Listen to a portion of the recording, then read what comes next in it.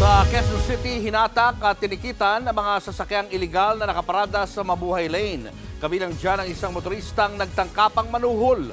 Nasa frontline ng balitang yan si Gary De Leon. Sabihan ako na mag-aabot ka. Anong ba tawag doon? That's bribery.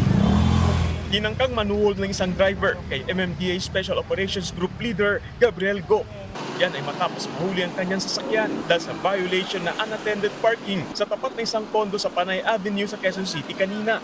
Pero di umubra ang panunuhol. Apparently, he tried to offer a bribe.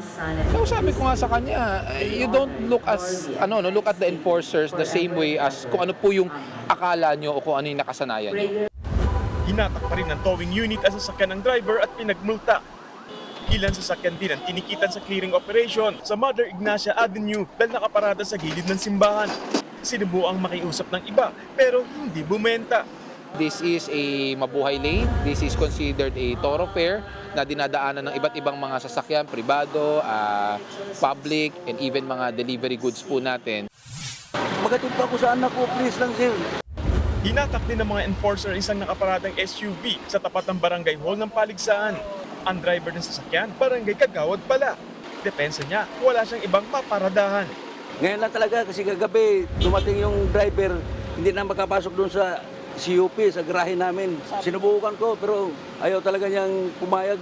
Napaka mali naman siguro na hindi mapakiusapan. Sa kabuuan, 8 sasakyan ang nato, habang 17 ang tinikitan.